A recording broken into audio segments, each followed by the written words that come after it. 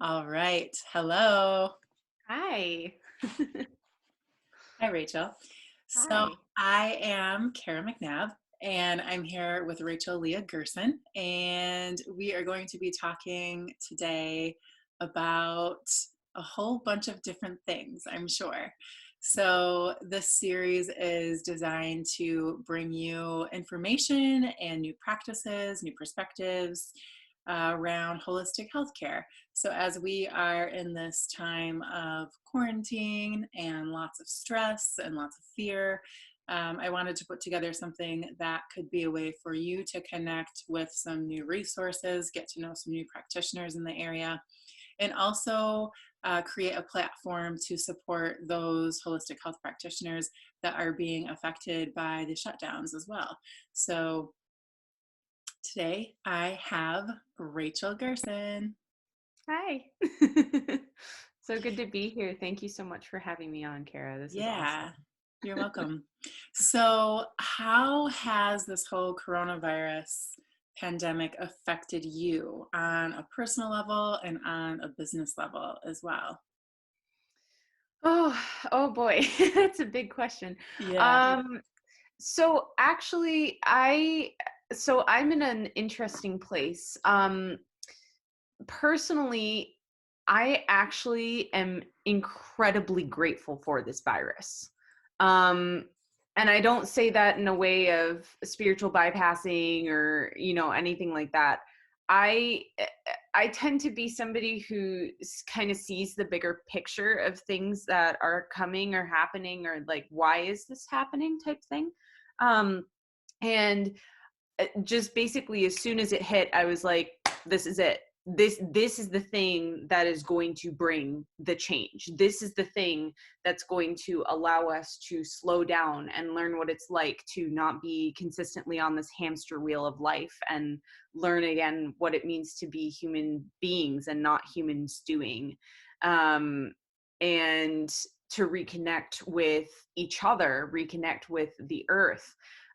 So on a personal level, um, so I'm currently a master's student of counseling at Western, as you know, Kara, but I'm sure a lot of people watching this don't. So I'm actually almost done with my program. I'm due to graduate at the end of June, and all I need is the rest of my internship hours. And so that is actually the biggest thing that's being affected for me right now, is that my hours have been cut way back because as an intern, my site can't really handle the legality, liability issues that would come with me running groups online, things like that. So um, my intern hours have been cut back significantly. I may graduate at the end of June. I may not. This is about the fourth time I've had to push my graduation out for some reason or another. And that is pretty integral to my business practice, because I was really hoping, really looking forward to being able to get my license, to be able to have that accolade behind my name, sooner rather than later. But I do know that, at the same time, this has just been a wonderful a wonderful time for me to really sit down and focus specifically on my business, and not on school, and not on my internship, and not on all of these other things that I had going on around me, and to just sit down and create. Mm. I don't know if you've had that experience too, of just this creative flush of energy that's just kind of rolling through. Have I had this creative flush of energy? Um, no, I really haven't. But I tend to live in that place often. So it Mhm. actually feels like similar to what you were saying. There's um, this huge global permission of sorts to Yeah. just stop doing. So I think in that, my um, tendency to kind of always be creating, creating for productivity's sake, really, has Mhm. slowed down a little bit. This is one thing that has kind of come out of it, but it's also been something that's been percolating for years now. I started a podcast probably 4 or 5 years ago. And then I had computer issues. And so I stopped it after like 7 or 8 episodes. And I've been wanting to get back to it. And I really, really wanted to get back to it in the past couple of months. And so now all of a sudden, here's this space where I'm like, okay, I'm going to start it for whatever reason, all the things that were holding me back. Um, so it doesn't feel like a huge burst of creativity. It just feels like, okay, I'm picking up something that I set down a while ago.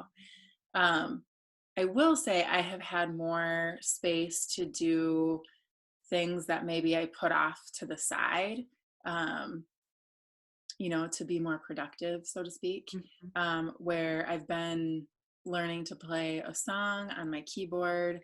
Mhm. Um, I'm not a great piano player, but I took lessons for like 6 years. And so, like, the little tiny bits that I can still pick up, it's been fun just to kind of keep at that on an almost daily basis.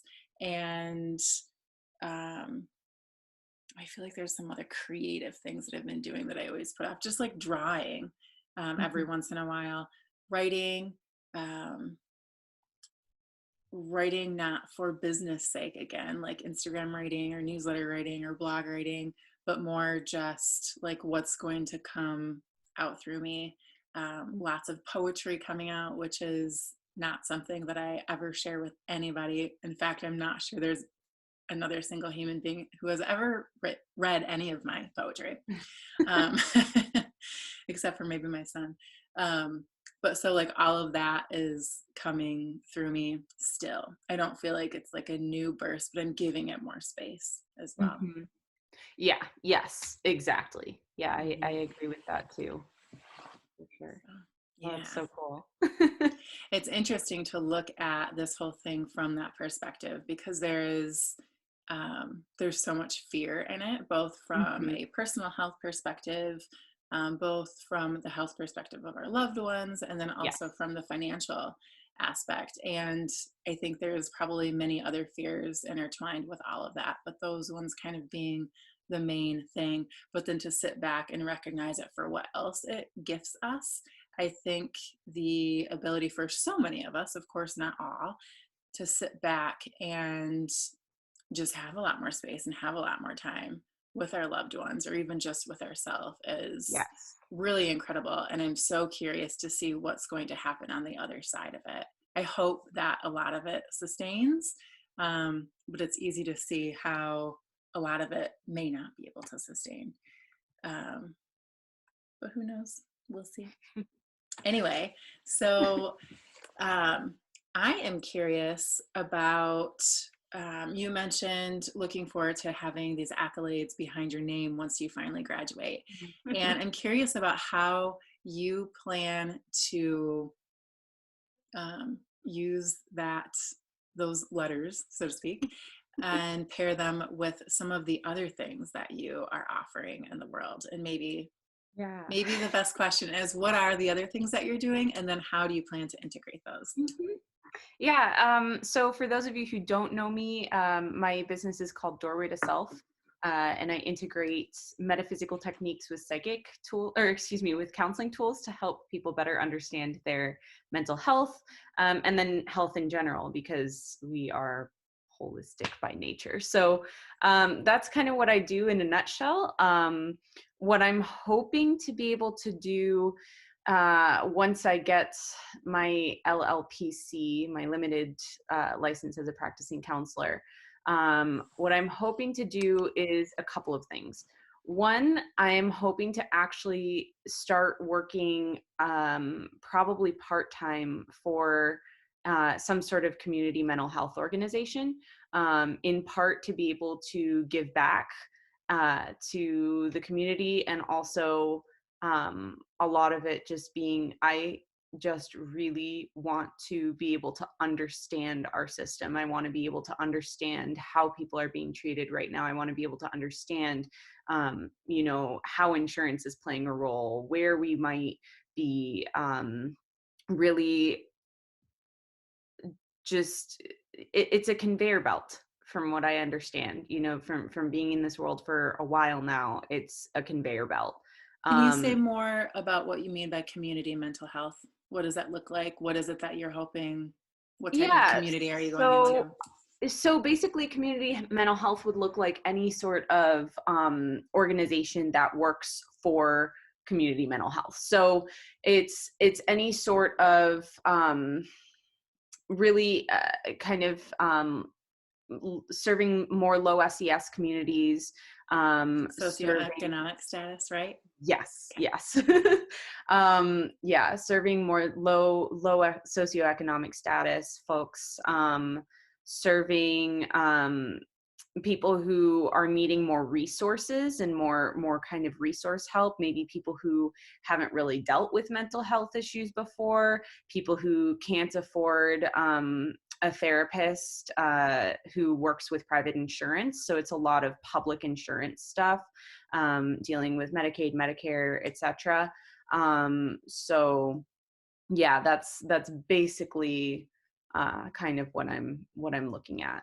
Okay, It's got it. kind of like the epicenter of where our current mental health world is, Okay. essentially. So would that be like locally here in Grand Rapids? Would that be a place like Network 180 or? Mhm. Okay. Yep. So Network 180, Cherry Health, Ionia Community Mental Health, Ludington Community Mental Health.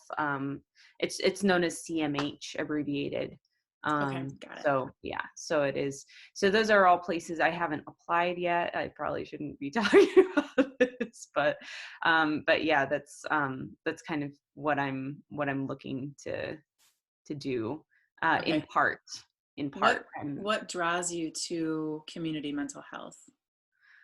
Like I said, just um, being able to understand where our society is at, being able to understand how people are treating people with mental illnesses, being able to understand where people are only looking at one aspect of the person. Thankfully, I do think within the last 5 or 10 years here, there has been a huge push, more expansively, to start looking more holistically at people. So I do know there's a lot more somatic practices that are being looked at, or mindfulness practices that are being looked at. But I, I don't know quite how far that goes in mainstream mental health um, procedures. So that's kind of more what I'm looking into is, okay, where are we at in this world? How far can we push ourselves here? Where can we bend, to meet more of our needs, essentially? Does that make sense? That does make sense. Yeah, Okay. that will be fascinating as you enter into that world, I'm sure. Yes. Yeah. See what you discover. All the good and the bad. Yeah. Yes. Yeah. And I'm hoping to find more good than bad. I have felt really jaded, really up until I started my internship, honestly, which I'm doing at an addiction center downtown Grand Rapids. Okay. It is a private, they do take private insurance and private pay. So it's not a public company. But, just even being there and seeing how they are dealing with substance use disorders, mental illnesses in general.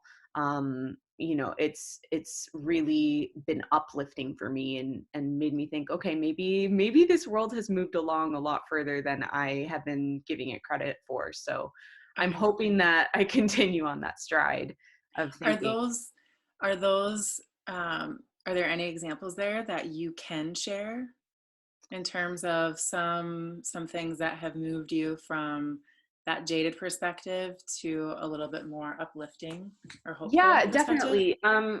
definitely. And thank you for saying like that you can share, because obviously there are going to be confidentiality barriers there. But in terms of just the general care of people, it's been really, really heartwarming for me to see all of the therapists care. And this isn't to say that other therapists at community organizations don't care, because obviously, they do, or why would they be doing their job? Sure. But it's a very intimate setting.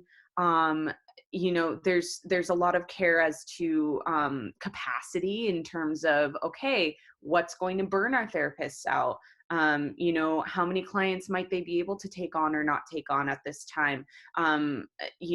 Just a lot of care for that.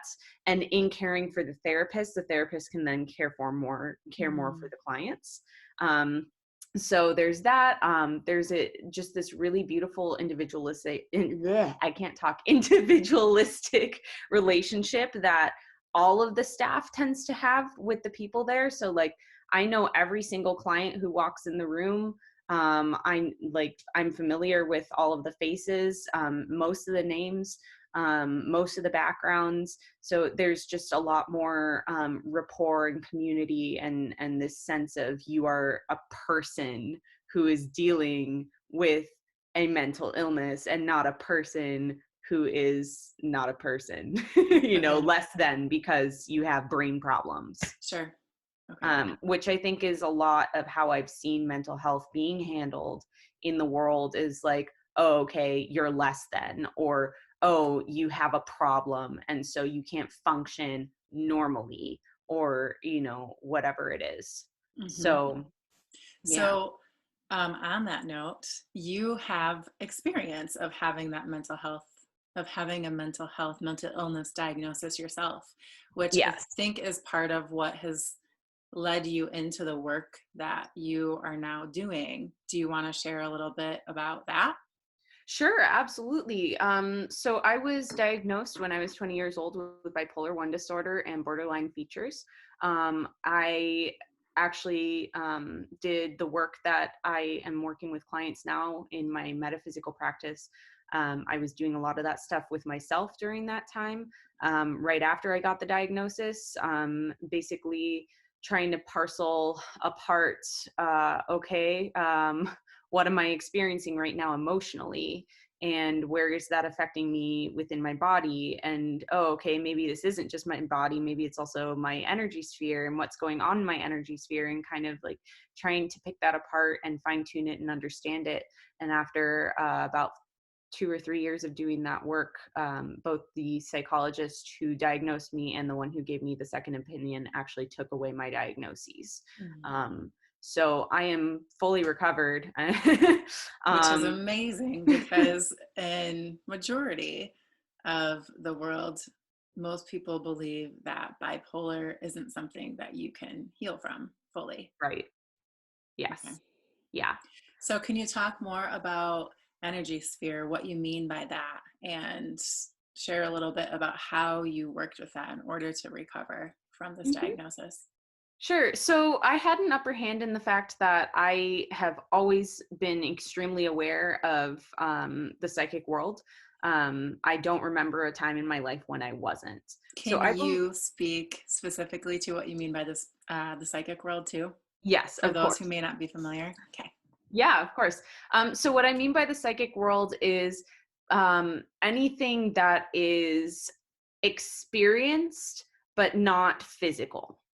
So when I say I'm a metaphysical practitioner, metaphysical literally means beyond meta, beyond the physical, metaphysical, right? So that's basically what the psychic world is. When we think about ourselves in our sphere of humanity, as physical beings, we think about, okay, how are we put together? We're put together through molecules. How do those molecules operate? Through vibration. Well, what is energy? Energy is vibration. And so when we're talking about the psychic world, we're talking about what is that vibrational experience. So sometimes those vibrations can cause us to experience different visions, or seeing colors or shapes. That would be clairaudience, is what that's called. Or maybe hearing things. Or did I just say clairaudience? I meant clairvoyance. Clairaudience would be hearing things. Clairvoyance is seeing things. There are several different types of the clairs, as I like to call them, or as many people like to call them, which are basically the different types of psychic abilities that a person can have. So you can be somebody who sees things but doesn't hear things. You can be somebody who smells things that aren't in the physical, who smells energy, but maybe you don't hear energy. Whatever it is, The point is that people can have different psychic experiences, just kind of like how certain people might be vision impaired and need to wear glasses, but their hearing is amazing, right? Mhm. So it's kind of that same paralleled idea. Um, so basically, what I did is I knew I had like several psychic abilities because I'd been working on strengthening them and I'd also experienced a lot through them. This is a life work that I had had up until that point. The one ability that I did not acknowledge and did not want to acknowledge was empathy, which is otherwise colloquially known as being an empath.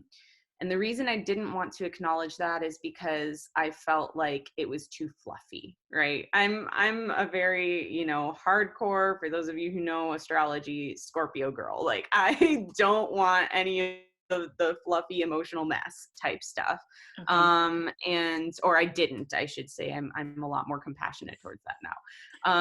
But at that point in my life, it was very much like, ew, like, why would I want to feel other people's emotions? It's so mushy gushy. Like, Mhm. I don't want that ability. Well, you don't get to choose what abilities you have and don't have. So I didn't get to choose that I was clairempathic. I just experienced it. And because I didn't acknowledge it, it heightened itself.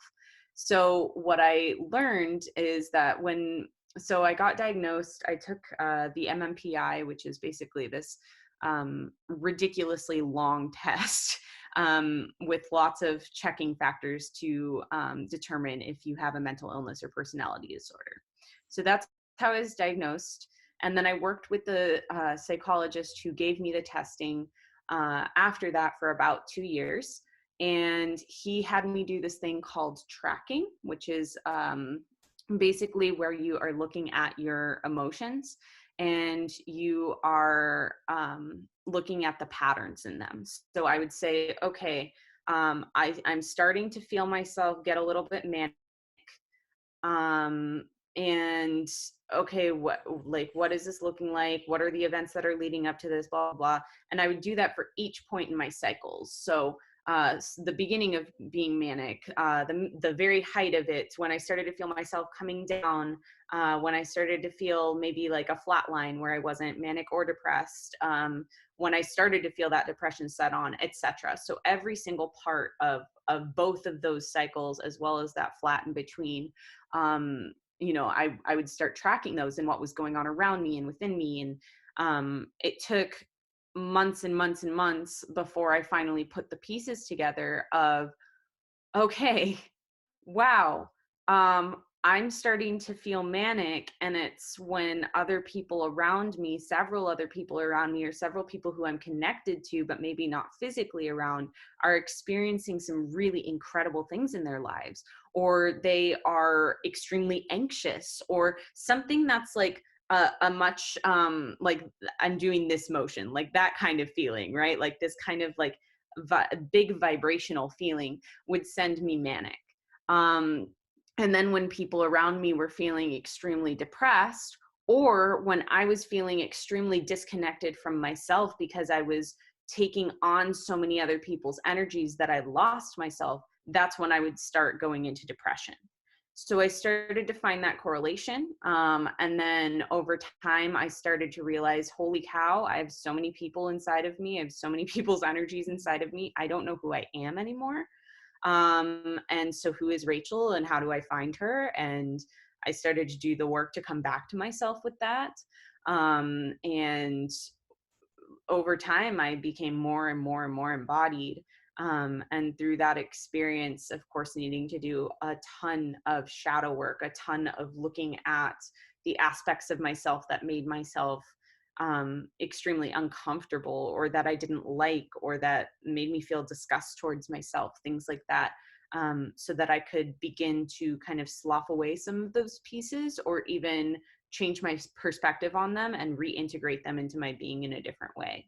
And the more that I did that work, the more mentally fit and healthy I became, until finally my diagnosis was taken away. So, Okay.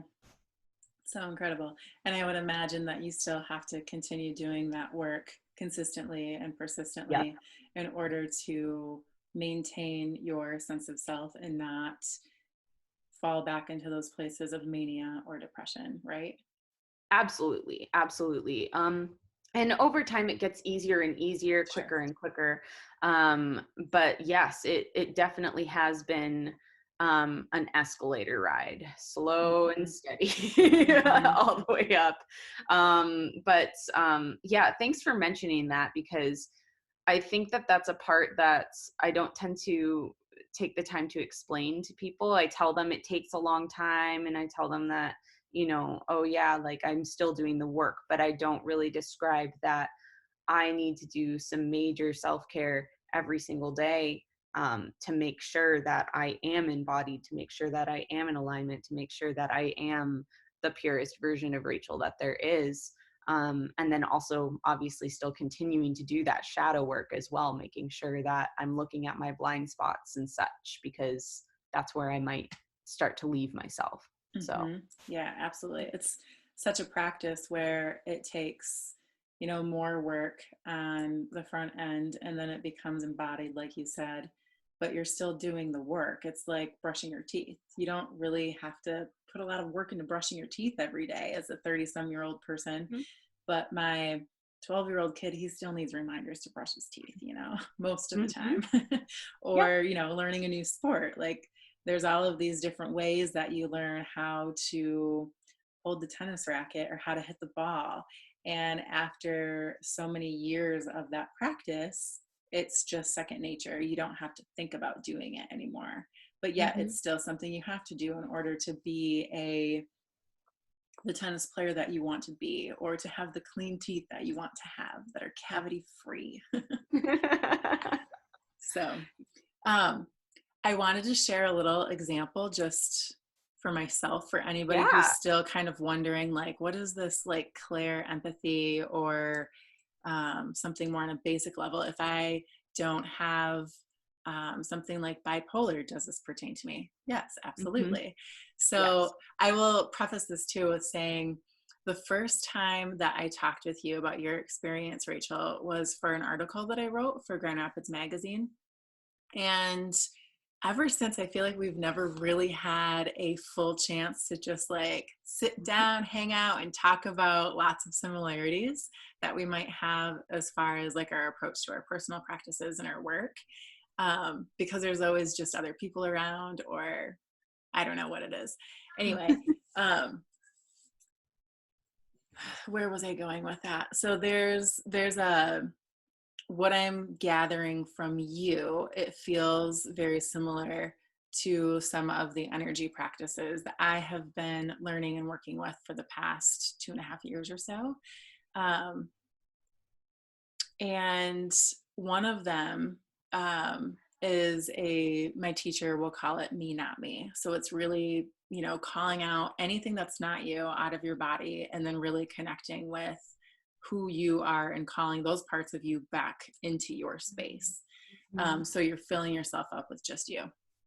So um, last year or so, I was on a bus in San Francisco, and I had just gotten off of the plane, rode a train from the airport to the center of the city, hopped in a bus, and I'm on there and I'm thinking, like, man, I suddenly feel like I'm going to throw up. And it feels like I'm wasted. Like it feels like I'm back in college where I drank a ton of alcohol and I just got to go spew it all out right now to feel better. I'm like, how strange, because, I haven't been drinking and I don't drink when I do drink to the point where I feel that way. Um, So, and maybe this isn't clear empathy either, but maybe it is. I don't know. Anyways, so I'm on the bus thinking, like, oh shit, I'm going to throw up. This is really weird. And then all of a sudden, right next to me, I hear a girl say, I'm so disappointed in you tonight. I cannot believe how drunk you got. And I look over, and the guy sitting next to me is holding a can of beer. And I'm like, oh, it's them, it's him, it's not me. And so I quick did my me, not me, and like immediately, so much better. I didn't feel Yeah. nauseous. I didn't feel like I was going to throw up anymore. Um, so would you call that clear empathy? Yes, Okay. 100%. So there are actually three different ways that you can experience clear empathy. So the first way is kind of how I was explaining for my episodes in terms of feeling other people's emotions, right? So that's kind of the most well known is, oh, I'm feeling somebody's emotions. I'm an empath, which is why I considered it to be weak when I was younger. Okay. Um, Mhm. the second way is to experience their physicality. So what you were feeling of like, I feel like I'm drunk, I feel like I'm going to throw up, like that would be experiencing their physical nature. So that's the second way. And then the third way is experiencing their energy. And this gets a little bit dicey because there are two ways to experience energy. One would be clear empathy. So you're actually taking the person's energy into you, and then um you're essentially assimilating it into your energy. Okay. The other way would be through clairsentience, which is essentially more so feeling another person's energy and knowing what it feels like outside of you, and it might affect you physically in symptoms like maybe getting a lot of anxiety or feeling the jitters, maybe hair standing up on your arm, getting the chills, things like that. So it's a little bit different. It's slightly different, but they are extremely related. Oh, So okay. Okay. yeah. Interesting. But yes, S- definitely that would be what you experienced for sure.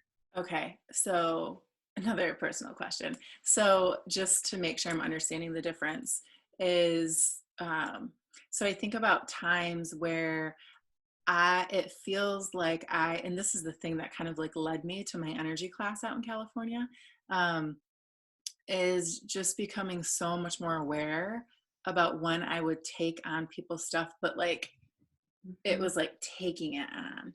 Mhm. So like somebody I worked with had like a tooth issue and I had a tooth issue, and this went on for days, and as soon as that was taken care of for them, mine went away.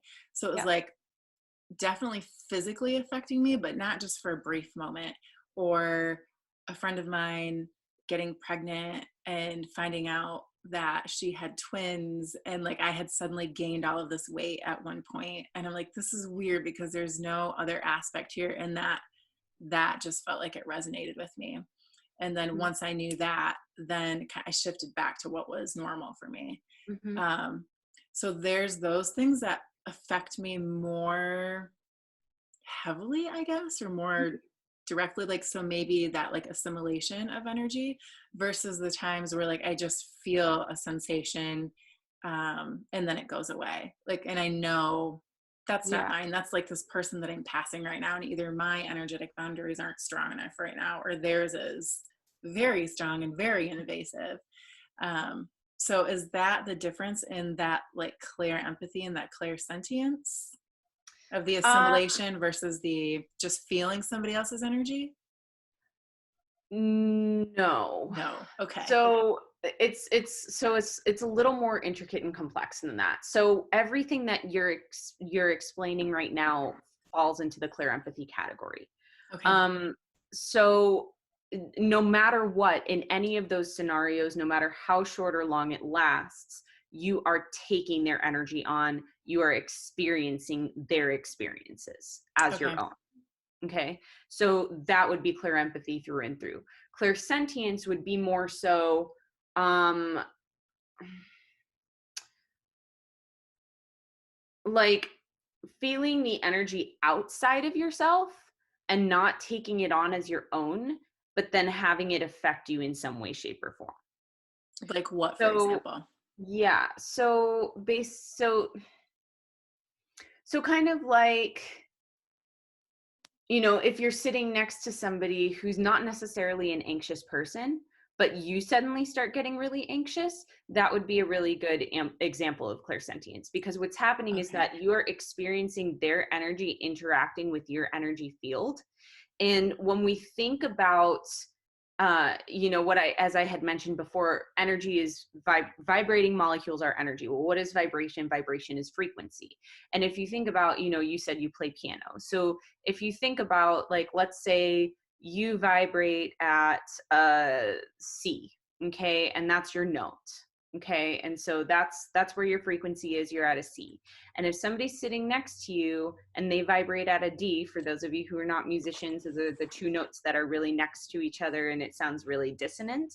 And if that's what you're experiencing, then you might start to get that heightened anxiety, or start to feel sick, or start to get really hot or cold, or start to feel it's a lot more somatic in nature, and not because you're feeling something that's theirs, but because you're feeling something that's not yours. Okay. Does that make more sense? That makes more sense. Yes. Okay. So, how do you speak to you and I have this awareness of how we're feeling these sorts of things. Um, and it seems like you and I are maybe more impacted by feeling these other energies. Mhm. So, what about those who might be listening right now who don't feel these sorts of things or who aren't affected in this sort of way? How do you explain that or describe that? Does that Sure. question make sense? Yes, it does. So there are multiple facets of that. The first thing that comes to mind, and I'm actually teaching a class on this in May, is astrology, actually.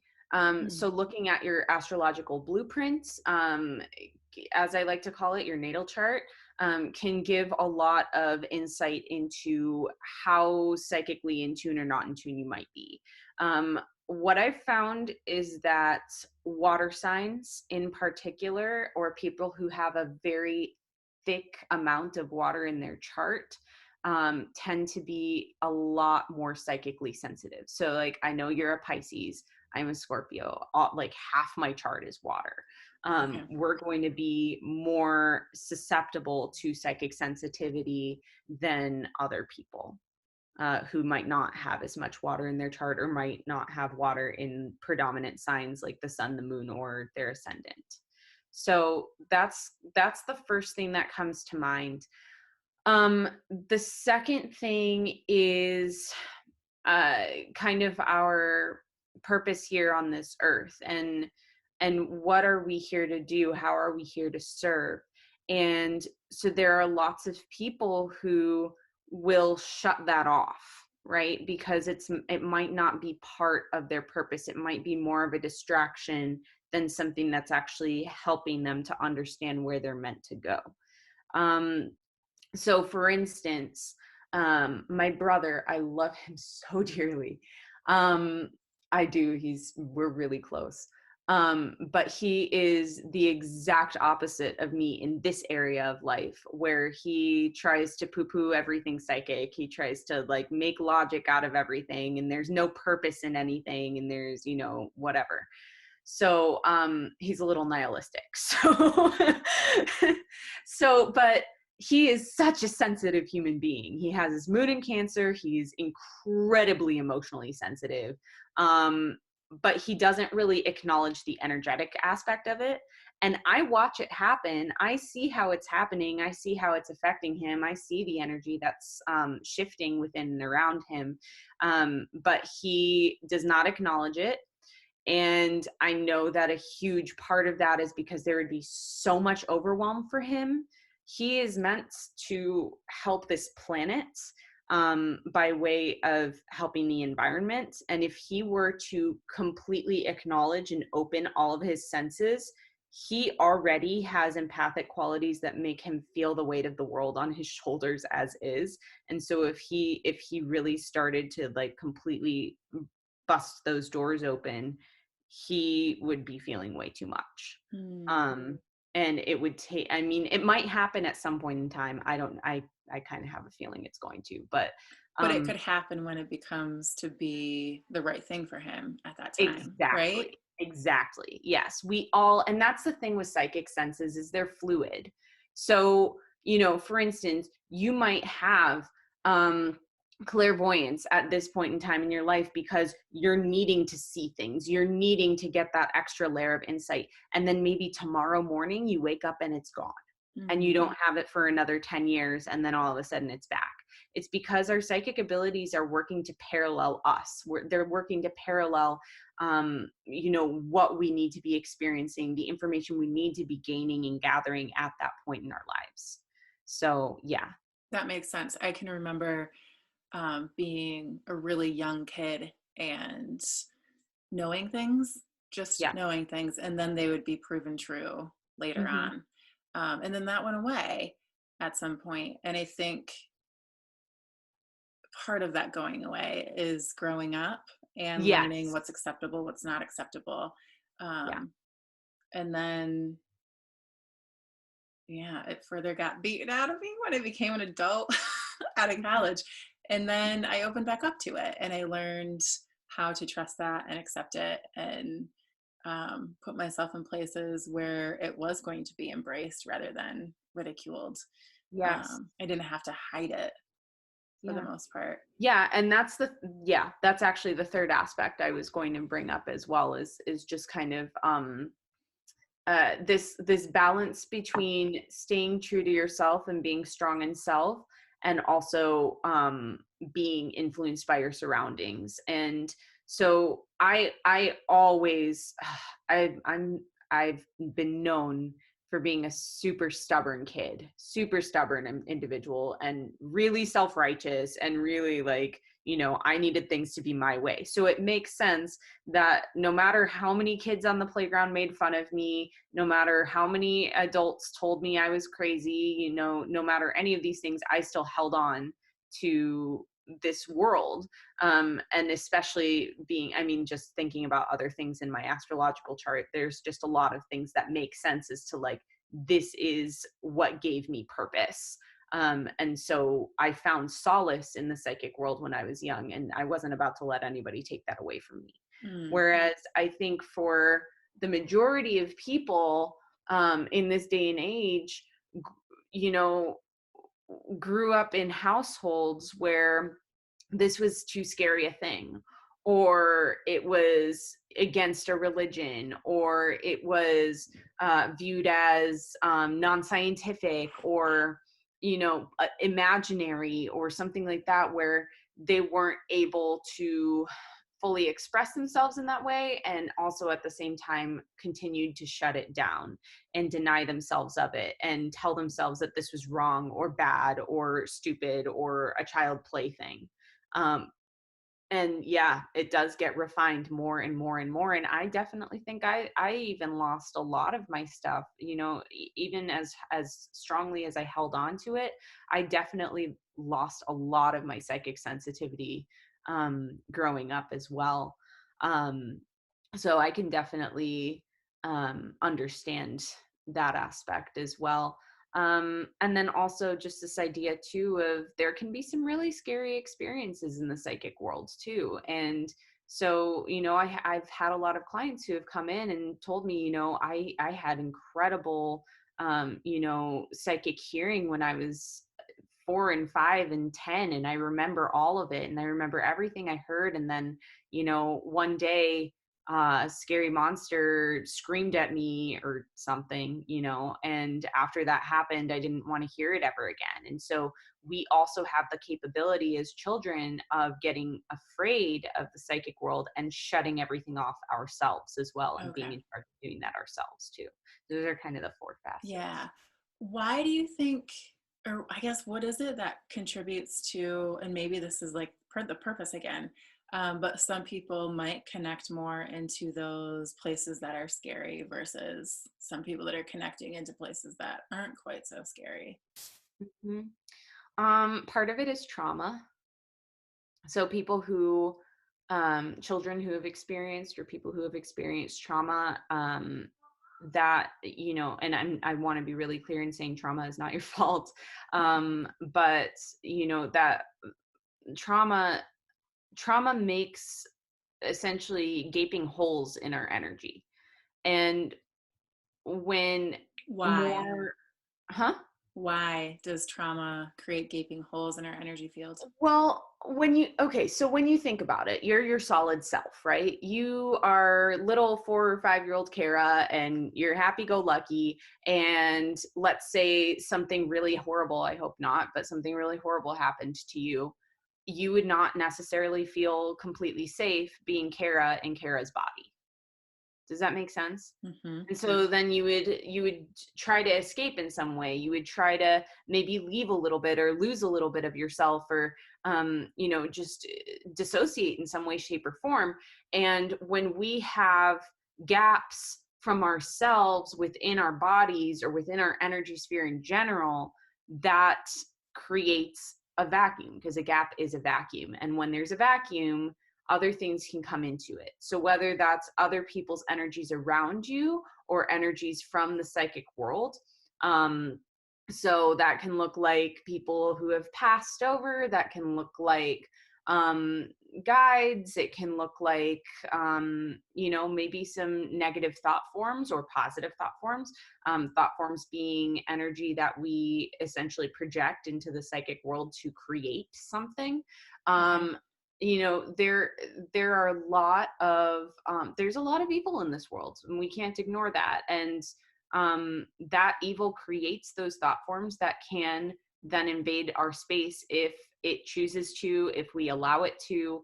And so there are a lot of people and a lot of children who are more susceptible to coming in contact with that stuff, because essentially that stuff is hardwired to know when there are vacuums in our energy. It's hardwired to know, oh, good, here's an easy place for me to fill.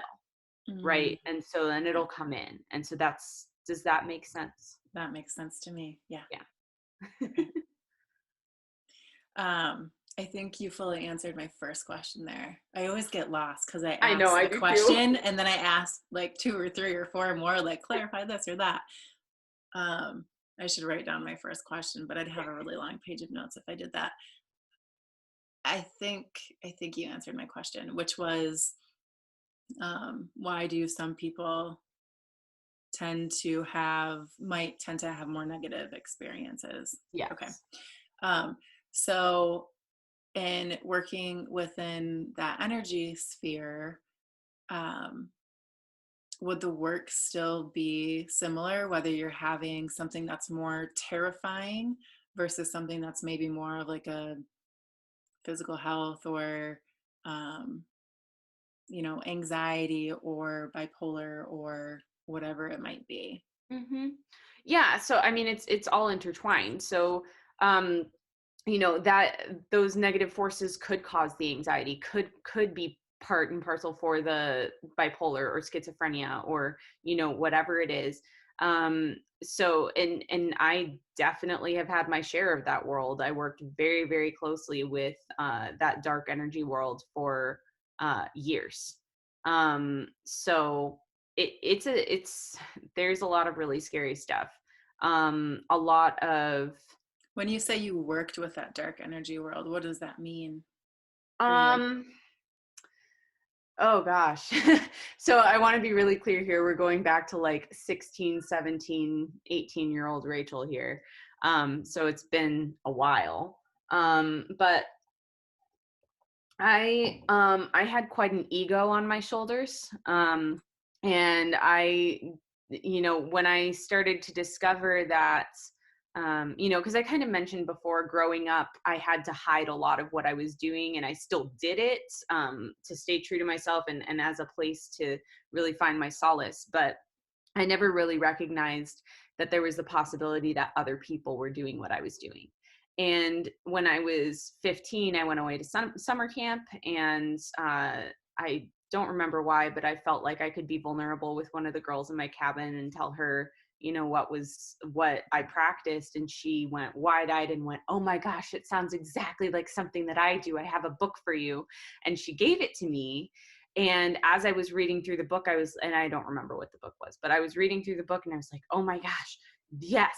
Okay, the moon has magic, and okay, the sun has magic, and okay, the blah, blah, blah, blah. And everything in the book I was relating to and going, oh my gosh, there's a name for what I do. There are people out there who do what I do.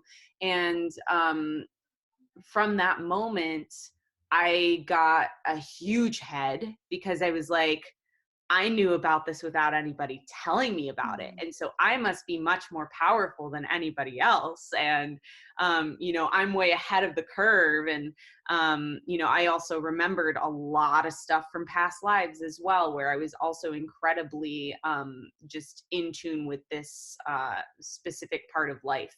And so I had all of that knowledge backing me as well. And so I was like, getting on my high horse about it. And so I decided to be a dumb teenager, as teenagers tend to do. Mhm. And I decided to prove how powerful I was and invoke, oh, Rachel, we love you.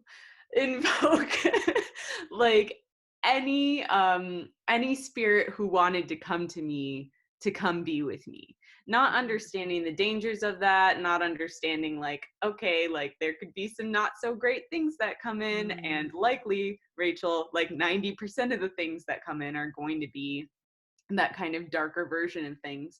And lo and behold, yeah, lots of dark things started coming in, and started talking to me, started, oh gosh, I can tell you stories. There was one who followed me around, and like every time I would get in the shower, she would tell me to turn the water hotter and hotter and hotter until I burned myself. Oh. Then when I got out of the shower, she would, I mean, we're getting deep and dark here. She would ask me to cut myself, to take, and with a pair of scissors, nonetheless, to like snip my skin, things like that. There were other entities that would come be with me. There was one that actually like lived in me for a while being like 6 years, who would tell me that I would be less powerful if he wasn't in my body, that with him we could control everyone and everything around us.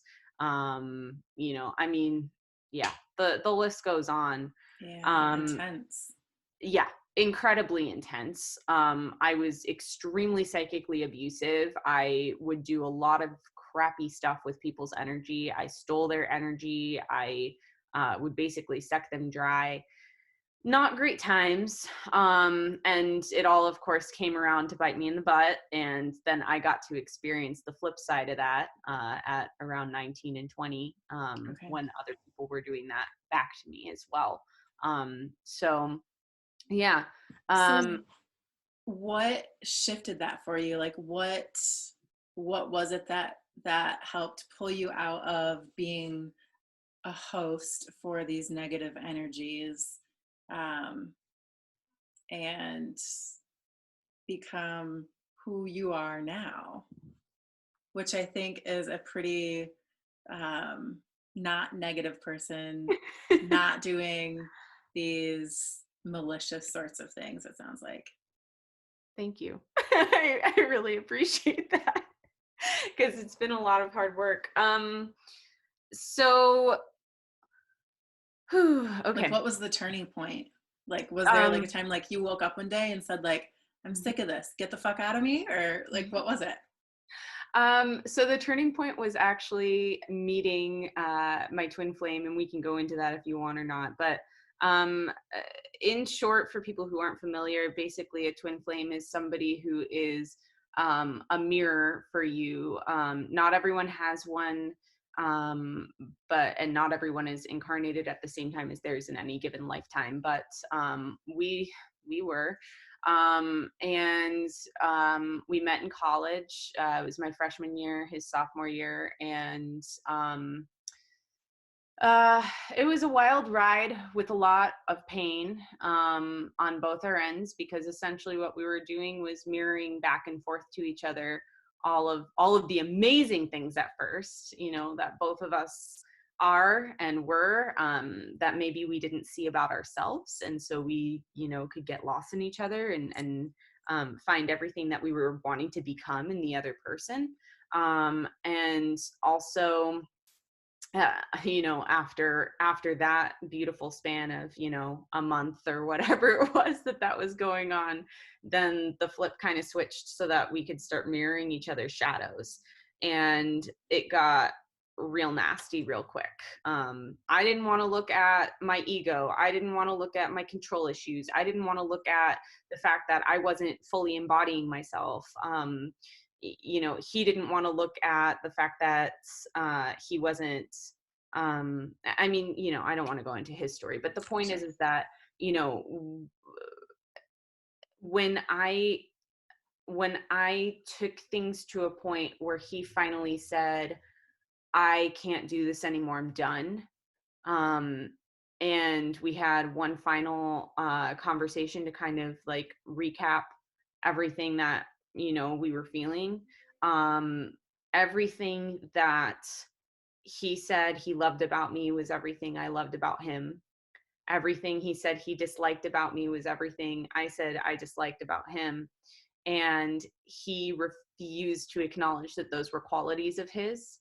And I looked at that and said, okay, if everything's the same and he's not choosing to acknowledge these nastier parts of himself, then if I don't choose to acknowledge those either, I'm doing a disservice.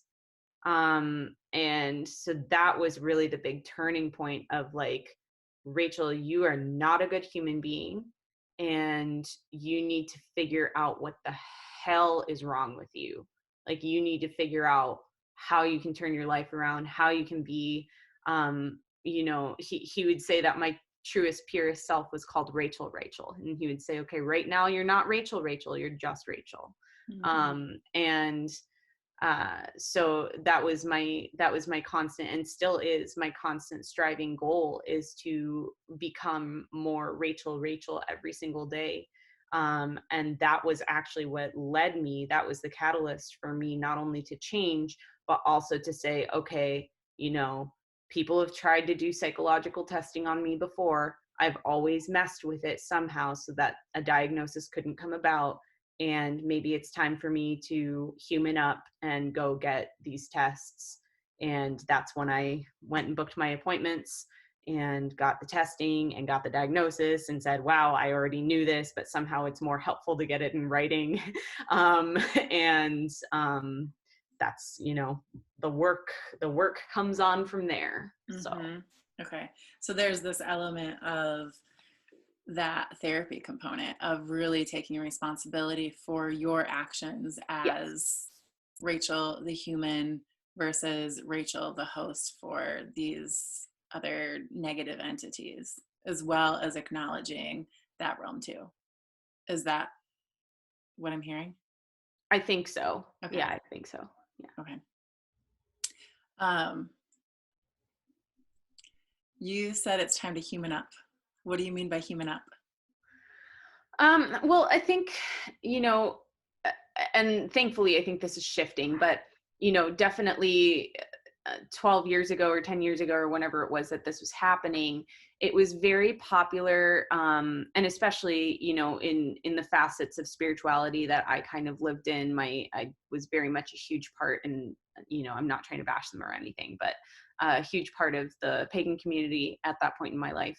I still consider myself to be a part of that. I don't intertwine that in my business at all. That's very much a personal thing. But I, I think there's a very big tendency to spiritually bypass, to pretend to be this spiritual being. I mean, we all are spiritual beings, but like this spiritual being who is above and beyond any normal human stuff, Yeah. So, like, having shadows, having emotions, having physicality. It was constantly about leaving the body, constantly about embodying being a fairy or being an angel or being a mm-hmm, whatever.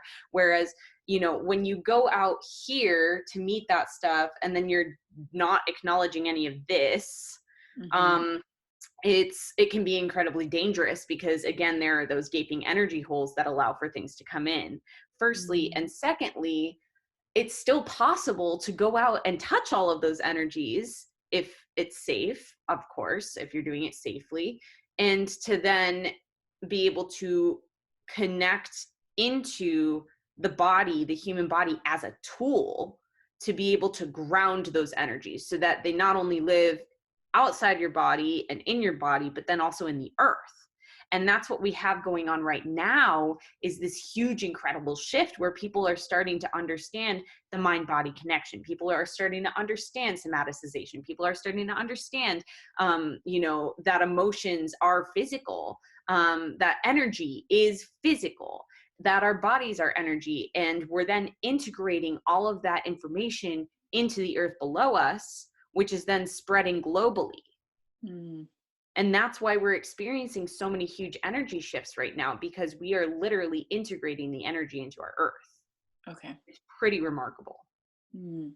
Yeah. That makes sense. Whenever I pop my head into the like pop culture world, I suppose, um, I'm shocked at how much I see the mind body mindset infusing it, which is Yeah. incredible. So, Yeah. yeah, And that's thank you. actually, you asked about earlier, and I didn't mention this part, but you asked earlier about, things I've been seeing in my internship that are Mhm. giving me hope. And that's definitely one of them. I would say, like, probably actually all of the therapists at the place I've been interning at have, some sort of connection with somatic work or use somatic work in some way, shape, or form, Mhm. or narrative therapy, or, um, you know, at least some sort of checking in of, where do you feel your emotion in your body type thing, Mhm. mindfulness stuff. I mean, it's really, it's cool. So I Yeah. just wanted to stick that in there too. That's giving me hope. So we heard a lot about your personal experience with this sort of work. So how are you bringing this into working as a metaphysical practitioner? Um, What is that work that you are doing outside of your internship and potentially going into community mental health at some point? What are you offering? How do you bring this into a service for people? Sure. So actually at the moment I am only seeing one client right now. She is in an apprenticeship position. So we're doing this really awesome like milking of life right now for 16 sessions. And she's basically working to learn herself and working to learn um, just how she operates as a human in this world, as an energetic being, and then also how she can integrate that to help guide other people to more fully embody and heal themselves. um, so that's what I'm doing right now. That program is currently filled. I'll probably be opening it back up in June, but it might be September. So I'm sort of kind of feeling into that a little bit. So I have that going. The main thing that I'm really offering to the public at this point in time is the Doorway to Mental Health online day retreat. It was a weekend retreat, but that got changed because of coronavirus. But yeah, basically, so it's 4 workshops. Saturday, May 2nd. I almost said March. Saturday, May 2nd. And it goes from 10:30 to 6:30 on Zoom. There will be breaks throughout the day, so like a half an hour after every workshop to kind of integrate, journal, get a snack, go to the bathroom, drink water, whatever it is you need to do, or ask me questions during that time as well. There will be a lunch break as well. And all 4 workshops are separate. So people can join in for just one workshop, or they can join in for the entire day, or they can join in for 2, or just, whatever it feels good to them. It's 4 workshops across a single day. Exactly. Okay. All right. Yeah. Yeah. Cool. So Sounds exciting. yeah. So we'll be diving into the how the 4 elements affect mental health. That's the first workshop. Second one is sick because psychic. So talking more about how our misunderstood psychic abilities could affect mental illness or mental health. The third one is the energy of addiction. So looking kind of at how substance use disorder can be affected or provoked even energetically. And then the last one is astrology for mental health. So looking more in depth into the different aspects of a natal chart, what different signs might be more prone to different mental illnesses, based on kind of where they're at, things like that. So, and then at the end of the day, for people who have been there the whole day, we'll do a debrief at the end of the day. So, Okay, cool. yeah, That sounds really interesting. I will, if you want to send me that information, I'll link it in yeah, the notes for this episode. for Yeah. sure. Yeah. Yeah. So, how about we transition now to what you are going to teach people, guide them through? I think you've shared a ton. Hopefully, people have learned quite a bit at this point. But you are going to offer something around staying safe through shadow work. Yes. Okay. Yeah. So I kind of touched briefly a little bit on what shadow work is earlier. The term actually comes from Carl Jung, who's a psychologist, psychotherapist from way, way back, one of the originals. And so I really like the way that Elisa Starkweather describes it. She has a really good video on YouTube if people are looking to learn more simply what it is. But the idea that the way that she kind of describes it is there's this bag that you have that you've been throwing all of this stuff in that you don't want to look at about yourself, right? So, and it goes throughout your life. So maybe as a young kid, you were told when you were resting that you were being lazy. And so you throw laziness into the bag and you're like, I don't want to be lazy, I don't want to look at that, so you throw that laziness in the bag. But then also at the same time you're throwing rest into the bag, right? And so when we're doing shadow work, we're essentially taking stuff out of the bag, picking it apart, saying, okay, I don't want that laziness, but I do want this rest. And so I have to look at both of these aspects of myself that are clearly here, and how do I more fully integrate the one that I want to keep, so that I don't lose this part of myself that's so integral to my being. Mm. So that would be the first kind of part is maybe starting a list, or just even meditating on, what parts of myself have I lost, or what parts of myself make me deeply uncomfortable. What do I dislike about myself? Maybe you have anger issues. Maybe maybe you haven't been able to speak up because you're too afraid to speak and get shut down. Something along any of those lines, or other lines where it's something about yourself that you either innately dislike or that you wish you had back. Okay. And also I like to add as well, looking at the people around us as mirrors too, that can kind of trigger us to look at some of those shadows. So for instance, if there's somebody who really is getting on your nerves, looking at, why are they getting on my nerves? If I am noticing that they're getting on my nerves, there's something being mirrored back to me. There is some, even if it's a tiny, tiny, tiny part of myself, there is something in myself that I dislike that I am not seeing. And so how can I work through that? Or the opposite, gosh, I really love this person, I admire this person, I want to be this person, right? Well, what in that person is being mirrored back to you that's already in yourself? What Mm. can you do to find that within you and bring it up and out so that you can more fully embody it? Does that Mm-hmm. make sense? That makes sense to me. Mm-hmm. Awesome. I apologize that I keep like scooching around. I've been sitting on the floor for the last like 3 days, and my feet are now getting to the point of falling asleep. So I'm needing to fidget to I stay didn't alive. even notice. You're okay. Mm-hmm. Okay. Um, Also, side note too, that's just a really good way to move energy also. So I know we've been talking a lot, so I've been kind of wiggling Mm. as things have been Mm-hmm. coming up too. So this was actually inspired by somebody the other day. I do a monthly Q&A on Facebook and Instagram Live where people can just kind of like come in and ask whatever questions they want or whatever questions they have, and they can also submit questions anonymously beforehand. And someone submitted a question the other day that was, I know you say that you do deep dives into shadow work. And so how do you do that? How do you, just choose to do shadow work? Because that's a huge part of what I've been doing with my time in quarantine.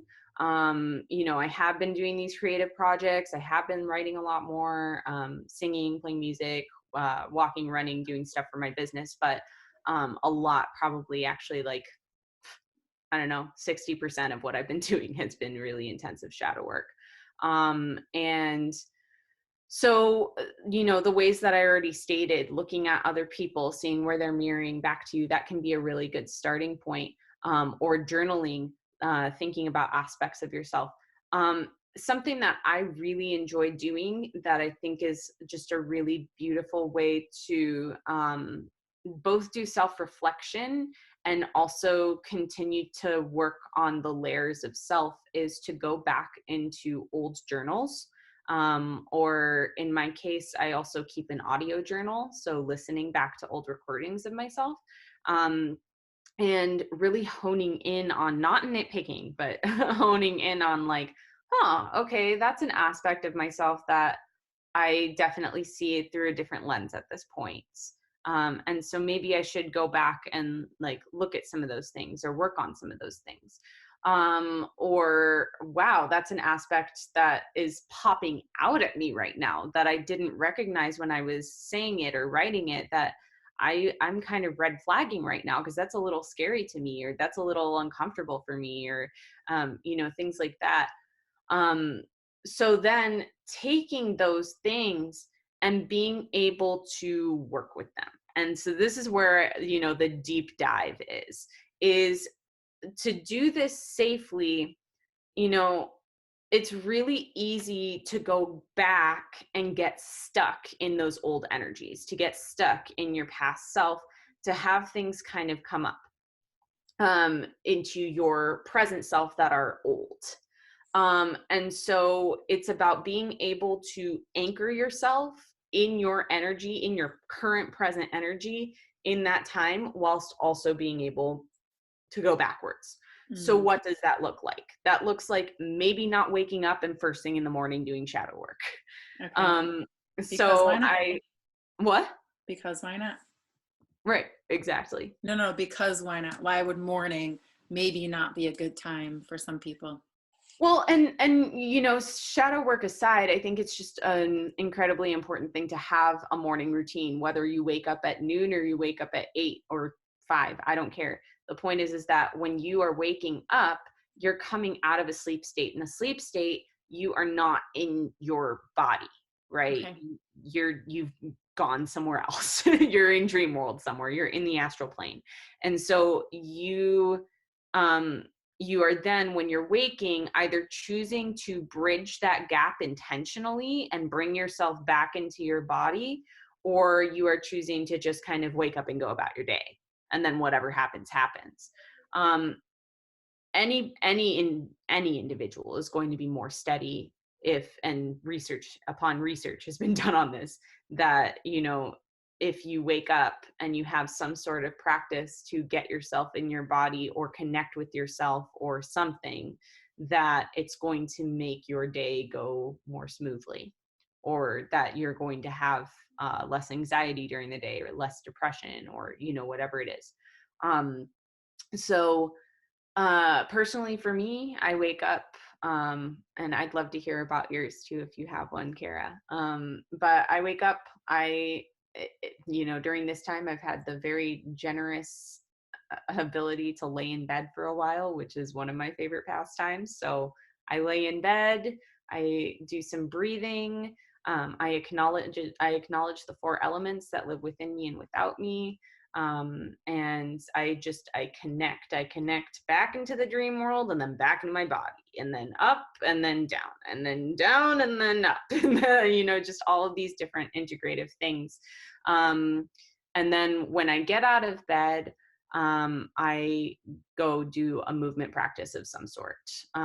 Usually that looks like just kind of flailing about to music for 45 minutes. Okay.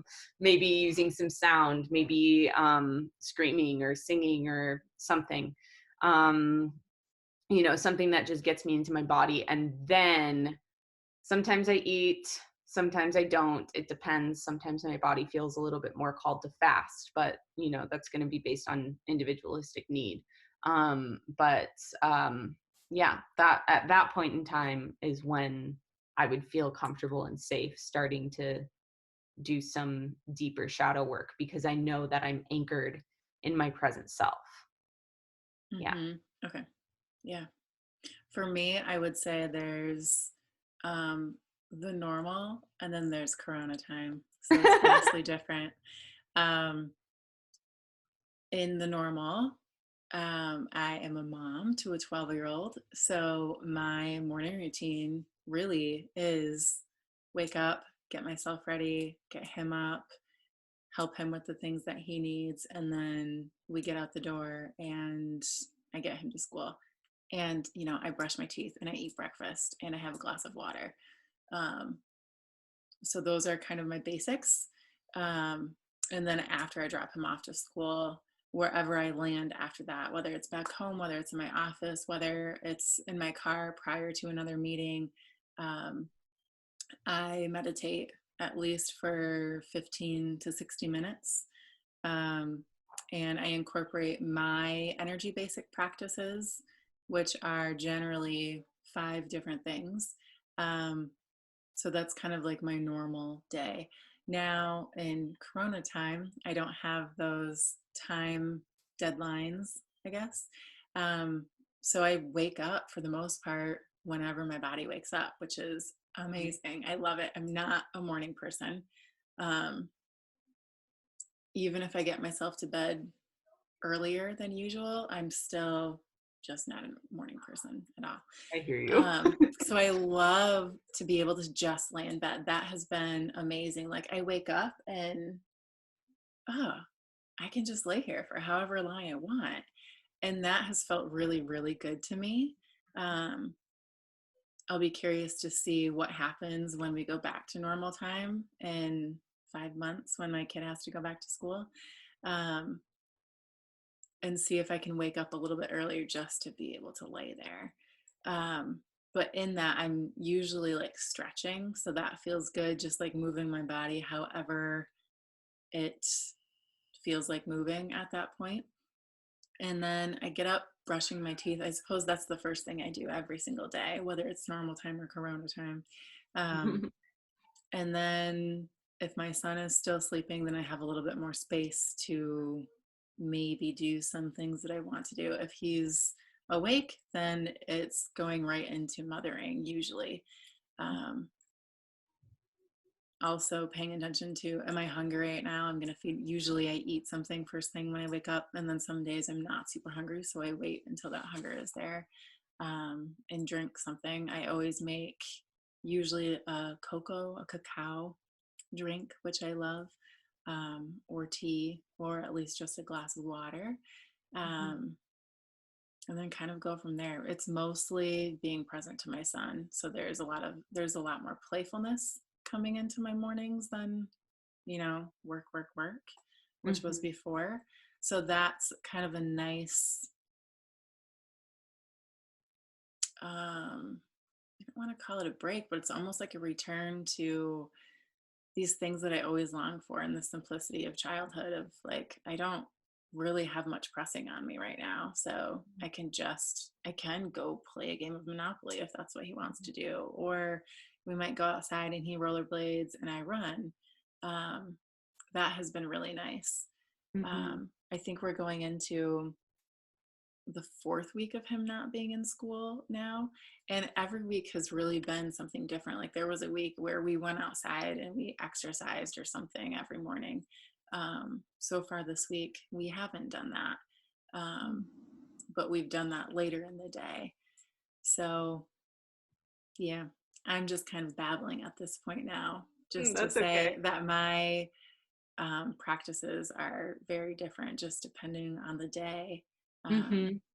if I'm going to do any sort of more specific shadow work, I have less space for that right now because um, I'm more present to my 12-year-old. for Sure. most of the time.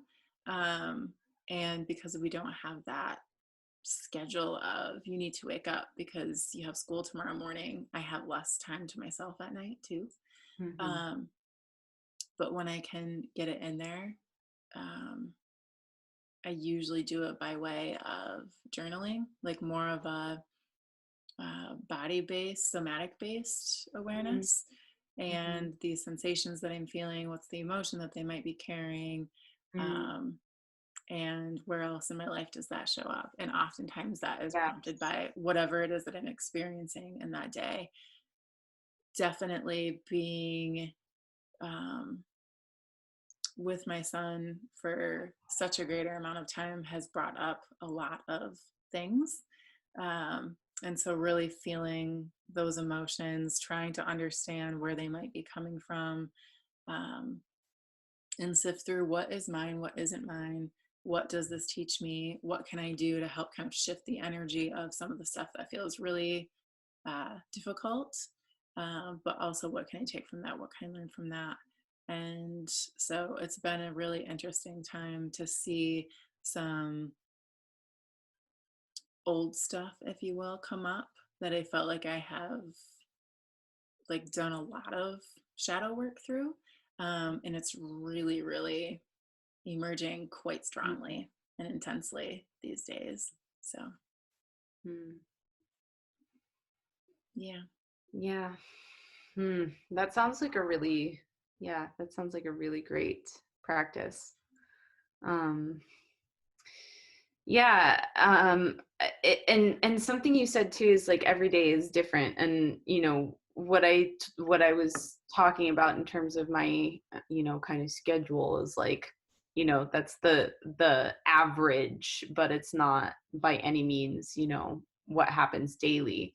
Um, and I think that that is an incredibly important quality to have when doing really intensive shadow work, because there, when you think of a shadow, it's not structured, right? When we think Mm, of like a shadow on the wall or even our own shadow on the floor, like it's there's nothing structural about it. It's a blob. There really aren't any lines. And so to be able to have ebbs and flows, to be able to listen to where you need to go with it, to be able to move through it physically or emotionally or spiritually, or whatever it is asking, whatever it's asking for, to listen to that and to do that. And I think that's really probably the most important part, other than keeping yourself energetically safe and anchored in your being, the core of who you are.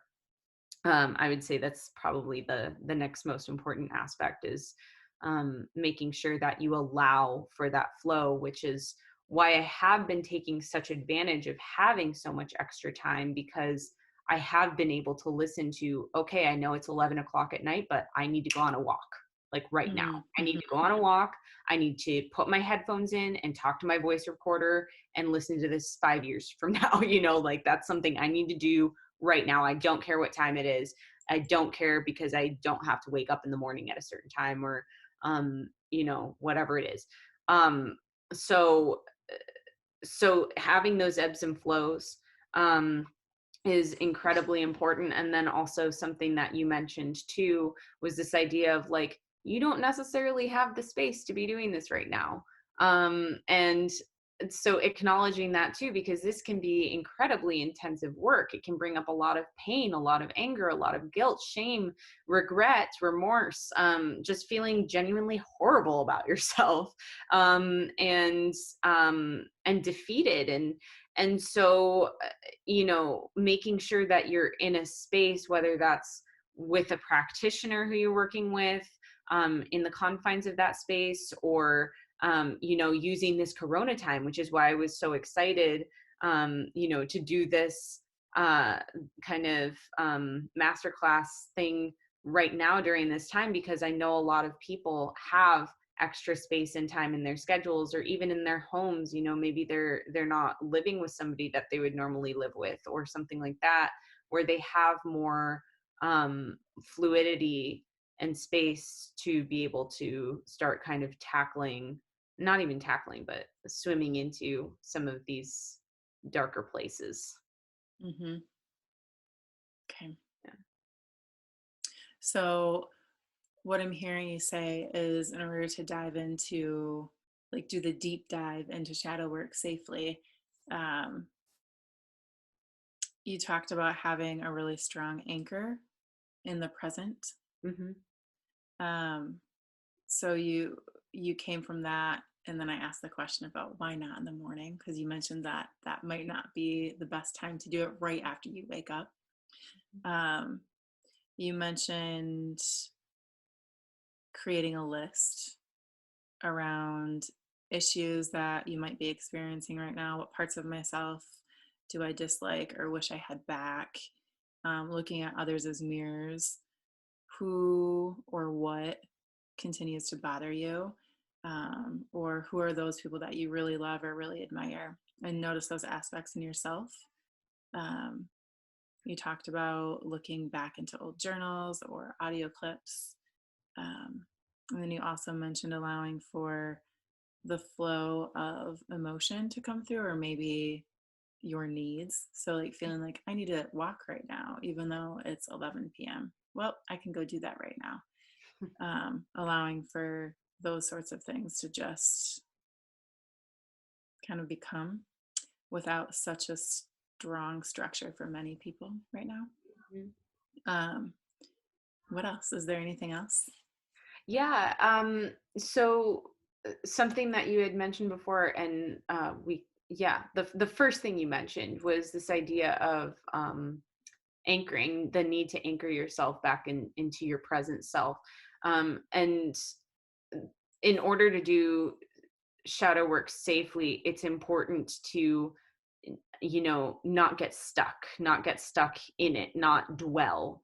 And so one of the ways that we can do that is not only by anchoring in the morning, but also part of the reason to anchor in the morning is to have that kind of baseline to come back to, so that when you do feel yourself starting to drown in your past or your emotions or your things you dislike or whatever about yourself or whatever it is, that you can be able to safely come back to, okay, I'm safe, I'm in my body, I'm here, this is who I am presently, like minus all of this stuff in the background, and then also giving yourself time to take breaks, to integrate, to, whatever it is that you need to do, whether that means going for a walk or talking to yourself or moving more, or maybe even just throwing on a really dumb movie in the background or playing with your kid, or whatever it is that you need to do to kind of like get out of that headspace and come to a more level place,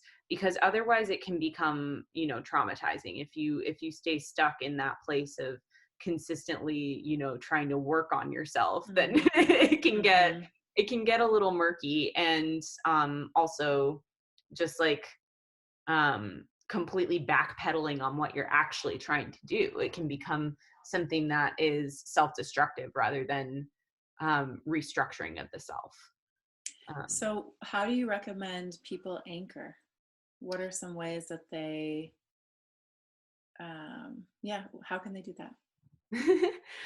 Great question. So I have a podcast, the Doorway to Self podcast, that people can find on iTunes, Google Play, Stitcher, Podbean, whatever. But I actually did a couple of episodes, the first three episodes of the podcast. It's brand new. Um, I talked a lot about this idea, so people can listen into those for more information on that. But just kind of a quick synopsis at this point, just the idea of knowing yourself, at least to some capacity. And I know that that's really kind of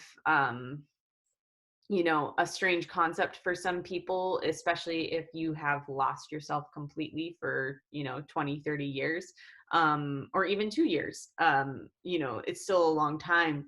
And so being able to find, and this might be a really good way to start your shadow work process, is actually looking back to find those places where you got lost. you know where are you? Mm-hmm. Where are you showing up for yourself? Where are you not? looking back at old pictures from childhood, trying to find yourself in your eyes, trying to, maybe meditate, see if a certain color comes to mind when you ask, who am I? Or if, something really simple as an anchor too can be, if there is a song that reminds you of who you are, or that makes you just feel really great, just popping that song on for a moment and grounding back into that feeling of, okay, I feel solid in myself, this is who I am, and being able to come back to that. Mm, okay. That's interesting to think about a song that you like as being that thing that can reground you or anchor you. Hmm. Um, I think about myself before I started consciously doing shadow work, I guess, um, and how music used to have such a strong hold for me.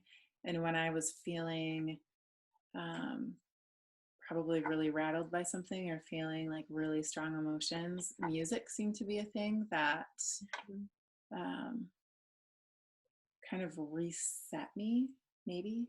Um, I can remember even like being at work when I worked in the corporate world, um, getting really worked up about something and just leaving and driving in my car for like 10 minutes and just listening to, I don't know if it was a specific song or if it was just listening to any song and really just like belting out, singing along, listening to it Mm, really, really loudly.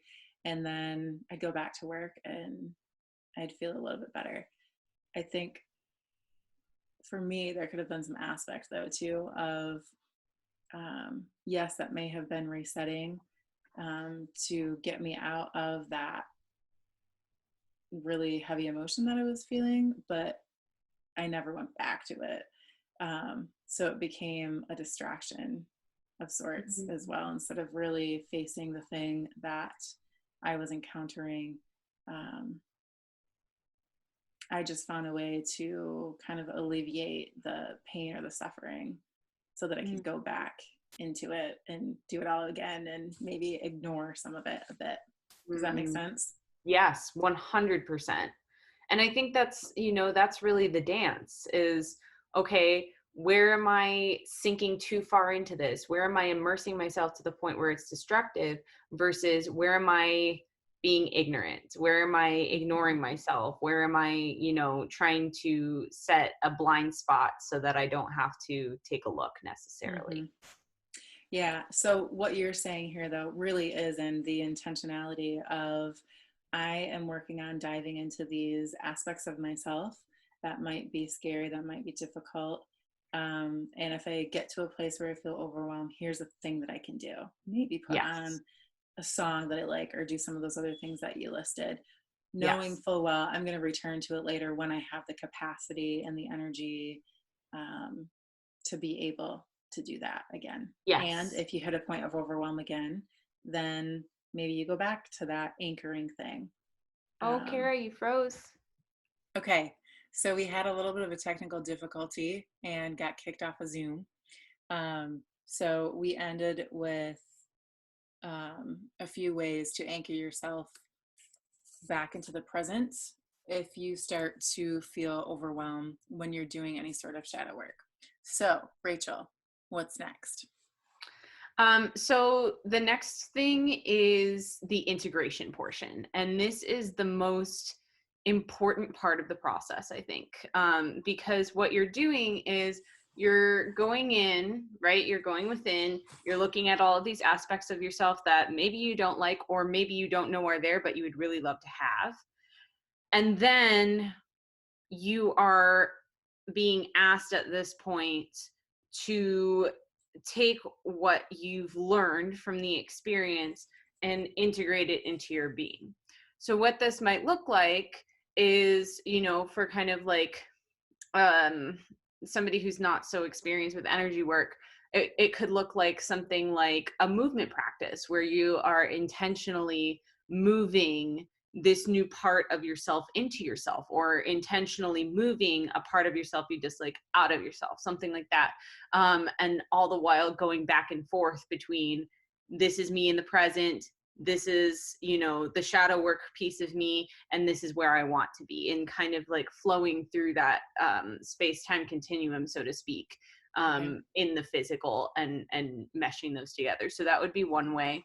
Do you Uh, have an example that you can share to illustrate that? Like a concept or an idea or a thought pattern or something? sure, yeah. So one of the big things, that's not like hugely deep, that I've been working on this last couple of weeks, is integrating. So I feel like when I was like right before everything blew up with my twin and all of that stuff, I feel like I was at the peak of my psychic existence, essentially, up to this point. Um, and I feel like from that experience, like I had talked about earlier, psychic ability is very fluid. And so I lost a lot of my abilities after that, partially because I was extremely scared of the psychic world after that, partially because it was super overwhelming for me. And so I just couldn't handle all of it. And then just some other things as well. But the point is that I feel like I've never completely gone back to that point in my life where I was that psychically strong. And so there's been a lot of movement for me in terms of, the last several years I've been trying to get back to that place, except minus all of the ego, all of the drama, all of the, dark stuff. And so part of what I've been doing in when I've been in that integration phase. So I have the shadow, right? I'm looking at, okay, I want to be this. I don't want to be this. These two things went into the bag together. So how can I take them out and separate them? So that's the shadow work. And then anchoring back into present self throughout that process.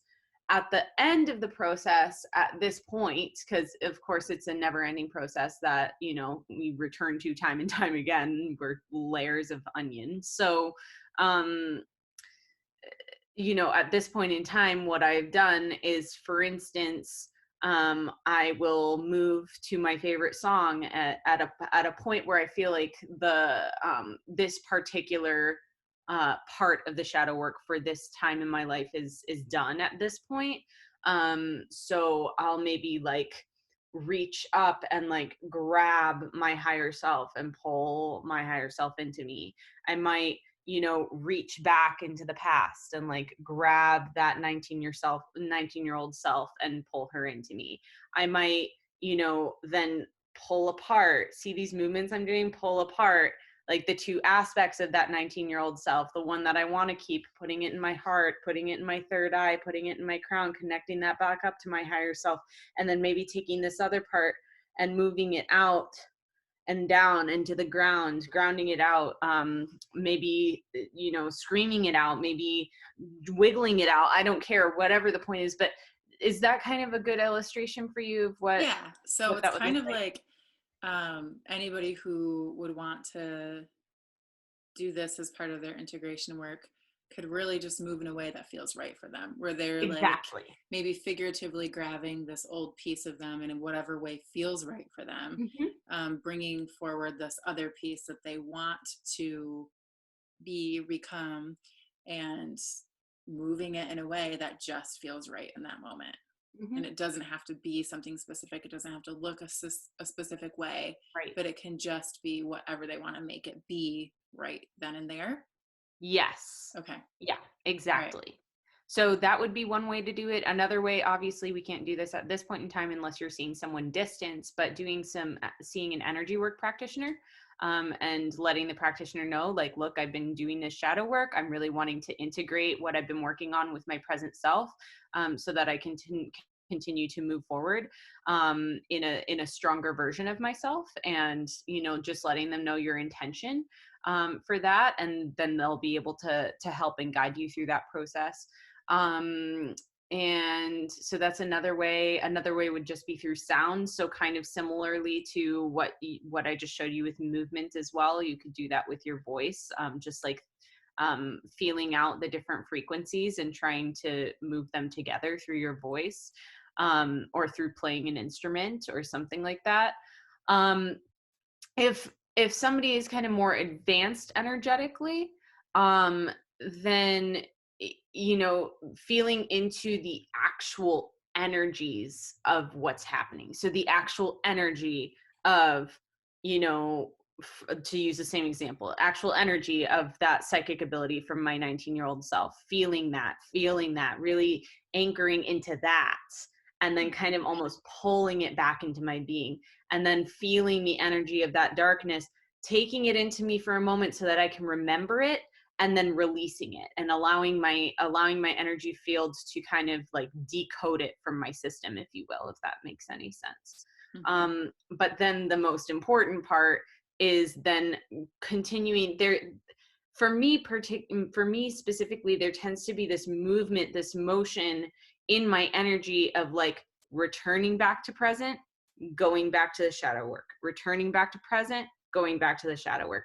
And that happens throughout the entire shadow work process. But in the integration phase, in the integration period, it's this very intentional work of like almost rolling everything together and moving through everything together. And because the point is you don't want to you want to build upon yourself. This isn't about, oh, let me forget who I was yesterday and take all this cool shadow work stuff and like become that new person. No, that new person is a build off of where you're already at. And so this integration process is the most important thing, because it's that building. It's that foundational experience where you are then, waking up the next morning going, holy crap, I'm so much stronger than I was yesterday. Mm-hmm. Okay. Yeah. It makes me think of, I mean, there's endless numbers of ways to integrate the work that you're doing. It makes Yes. me think of, I'm going to grab this thing back here and see if it helps me to illustrate my thinking here. So I always draw this out sometimes, but I happen to have a seashell. So it makes me think of what you said, like you're always kind of building upon yourself. So if you look at, this point in the center of the shell right here, um, like you can start with a line and it weaves itself out and it follows Yes. this path. I know you can't really see it very clearly from the camera, but if you can visualize a seashell, you know that there's this line happening. Yeah, okay, you can see it a little bit better now. Mhm. And so this center point is like, okay, here is that shadow aspect or that thing that I'm working on. And then I come up against it again, a couple millimeters away, or maybe the next day, or maybe in a couple days. And then because you have this new frame of reference, you get to interact with it differently. Mhm. And then you meet it again at this line here. Come back, camera. Okay, there we go. And so there's more distance between when you first met it to here. And so now you have all of this experience that was lived from that point all the way through here till you get to this line. And you get to meet it again and practice it differently again. So, in that aspect, integrating all of these different points of life. So, each one of these rings might represent um, many, many years of dealing with this shadow aspect of yourself, or maybe it's just many, many months, depending on what it is. Um, does that seem to align with what you're saying as well, too? 100%. Okay. Yes. Yeah. Thank you for that illustration. That was very helpful. Yeah. Yeah. No, that's exactly what I'm saying. Okay. Yeah. Um, I feel like I had another thought with that too, but I don't know what it was. Oh well. So, anything else?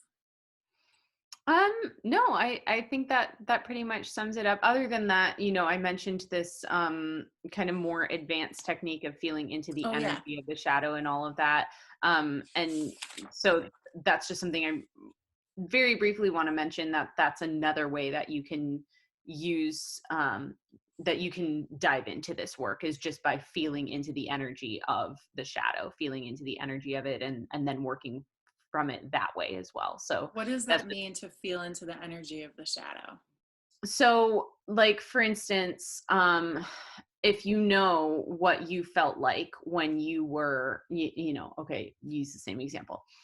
If I know what I felt like when I was 19, right? What did 19-year-old Rachel's energy feel like? What did the energy of the groups that she was involved with feel like? What did the energy of the drama that she was involved in feel like? All of this stuff, and taking the energy from that time period, or taking the energy from moments when you were experiencing that shadow coming out full force, even if it was something that happened yesterday, right? Even if it was like, oh, I'm felt like this energy of,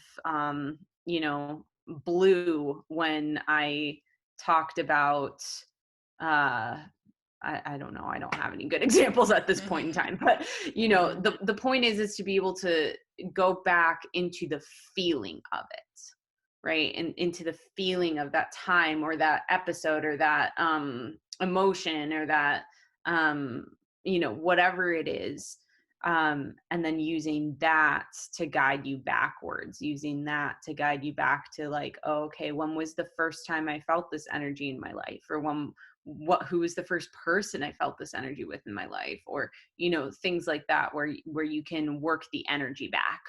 Mhm. um so that's another, I had mentioned quite a few ways to be able to, like, start the deep dive, and that would just be another way to do that. So Okay. Okay. yeah. Got Mhm. it. All Yeah. right. Well, thank you so much. Um, I've got a bunch of notes that I'm going to include links in the notes Oh, for cool. people to access you. Um, Thank your Facebook page and Instagram page is Doorway to Self. That's your business name, right? Yep. Okay. Are those the best ways to get a hold of you, to contact you, or at least initiate contact with you? Yeah, sure. Yeah, Okay. absolutely. All Mhm. right. Sounds good. All right. Yeah. Anything else to add, say, ask, anything before we hang Just up? Yeah, just thank you so much for having me on here, Kara. And for everybody who's watching, thank you for sticking with us as well. And um, yeah, it's a pleasure. It's always a pleasure to collaborate with you, and to be here with you. So thank you very much. Wonderful. Thank you for joining me in this. And Or for anybody listening, if you would like to donate to this Holistic Health Practitioner Fund, my PayPal and Venmo details will be in the notes. PayPal is my email address, karamcnabb@gmail.com. And my Venmo username is Kara-McNabb, Kara-McNabb. If you'd like to donate $1, or if you'd like to donate $20, or even $100 or more, feel free to do that. And the proceeds will be split between Rachel and I, just to kind of help fund us as we go through this time of lots of change and lots of shifting and lots of slowing down, to make sure that we can still pay the things that we need to pay in order to live, like rent for our homes or for our office and all the bills and stuff like that. So thank you for listening, and thank you for supporting both of us. yes, thank you so much.